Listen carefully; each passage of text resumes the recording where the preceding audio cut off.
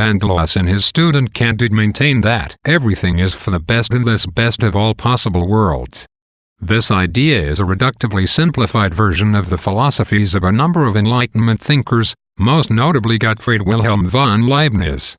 To these thinkers, the existence of any evil in the world would have to be a sign that God is either not entirely good or not all-powerful, and the idea of an imperfect God is nonsensical. These philosophers took for granted that God exists, and concluded that since God must be perfect, the world he created must be perfect also.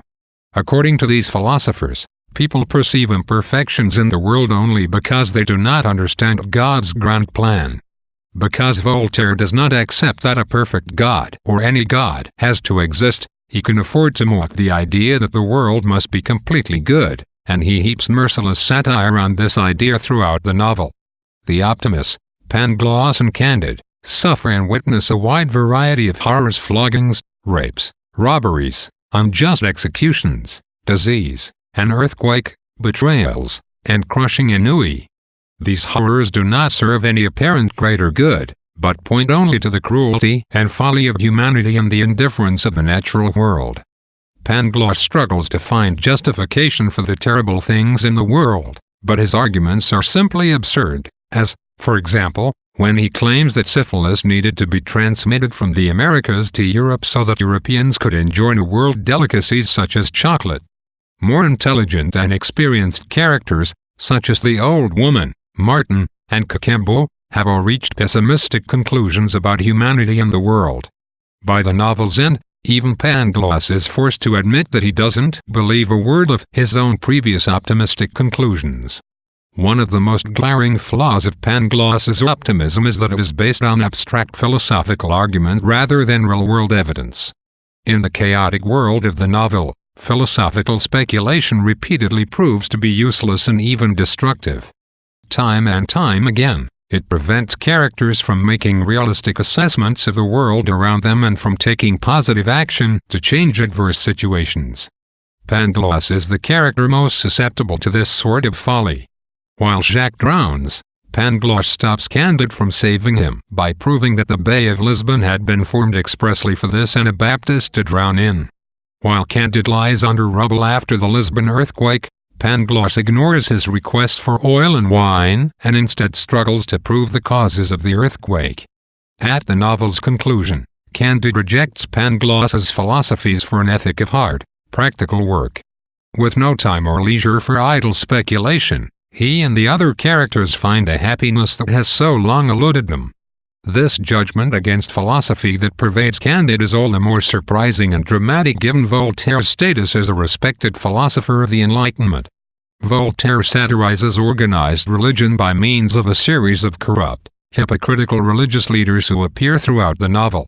The reader encounters the daughter of a pope, a man who as a Catholic priest should have been celibate, a hardline Catholic inquisitor who hypocritically keeps a mistress, and a Franciscan friar who operates as a jewel thief, despite the vow of poverty taken by members of the Franciscan order. Finally, Voltaire introduces a Jesuit colonel with marked homosexual tendencies. Religious leaders in the novel also carry out inhumane campaigns of religious oppression against those who disagree with them on even the smallest of theological matters. For example, the Inquisition persecutes Pangloss for expressing his ideas, and Candide for merely listening to them. Though Voltaire provides these numerous examples of hypocrisy and immorality in religious leaders, he does not condemn the everyday religious believer. For example, Jacques, a member of a radical Protestant sect called the Anabaptists, is arguably the most generous and humane character in the novel. When Candide acquires a fortune in El Dorado, it looks as if the worst of his problems might be over. Arrest and bodily injury are no longer threats, since he can bribe his way out of most situations. Yet, if anything, Candide is more unhappy as a wealthy man. The experience of watching his money trickle away into the hands of unscrupulous merchants and officials tests his optimism in a way that no amount of flogging could. In fact, Candide's optimism seems to hit an all-time low after Venderdender cheats him. It is at this point that he chooses to make the pessimist Martin his traveling companion. Candide's money constantly attracts false friends. Count Pococurante money drives him to such world-weary boredom that he cannot appreciate great art. The cash gift that Candide gives brother Giroflée and Paquette drives them quickly to the last stages of misery. As terrible as the oppression and poverty that plague the poor and powerless may be, it is clear that money and the power that goes with it creates at least as many problems as it solves. At various points, Candide believes that Quinagon, Pangloss, and the Baron are dead, only to discover later that they have actually survived the traumas that should have killed them. The function of these resurrections in the novel is complicated. On the one hand, they seem to suggest a strange, fantastic optimism that is out of step with the general tone of the novel. Death, the only misfortune from which one would never expect a character to recover, actually proves to be reversible. On the other hand, the characters who get resurrected are generally those whose existence does more harm than good. Each resurrected figure embodies a harmful aspect of human nature. Quinagon reveals the shallowness of beauty and fickleness of love. Pangloss's optimism represents folly, and the Baron's snobbery represents arrogance and narrow-minded social oppression.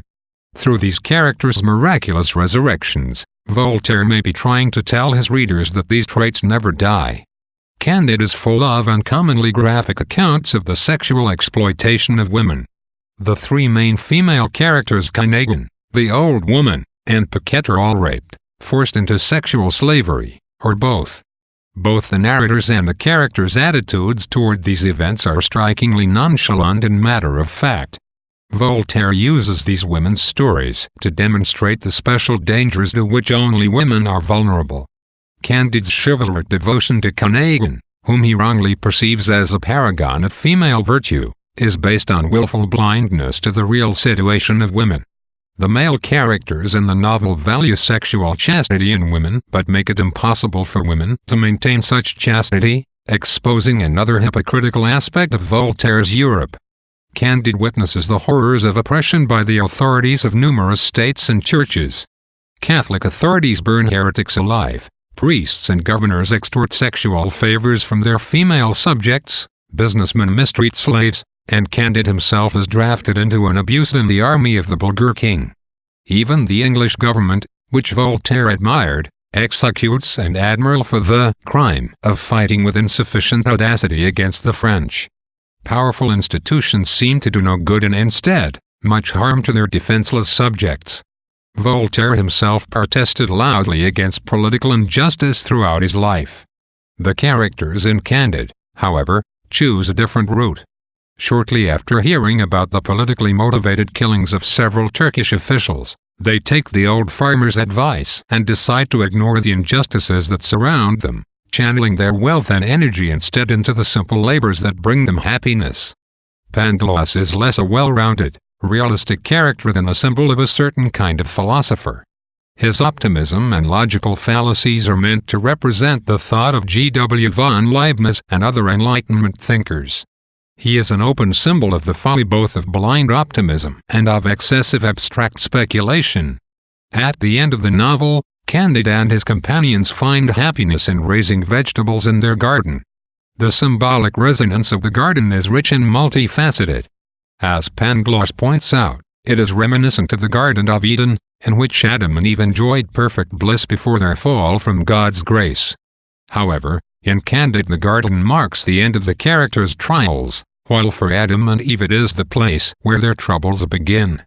Moreover, in the Garden of Eden Adam and Eve enjoyed the fruits of nature without having to work, whereas the main virtue of Candide's garden is that it forces the characters to do hard, simple labor. In the world outside the garden, people suffer and are rewarded for no discernible cause. In the garden, however, cause and effect are easy to determine. Careful planting and cultivation yield good produce. Finally, the garden represents the cultivation and propagation of life, which, despite all their misery, the characters choose to embrace. The earthquake in Candide is based on a real earthquake that leveled the city of Lisbon in 1755. Before writing Candide, Voltaire wrote a long poem about that event, which he interpreted as a sign of God's indifference or even cruelty toward humanity. The earthquake represents all devastating natural events for which no reasonable justification can be found, though thinkers like Pangloss might do their best to fabricate flimsy justifications in order to maintain a philosophical approach to life.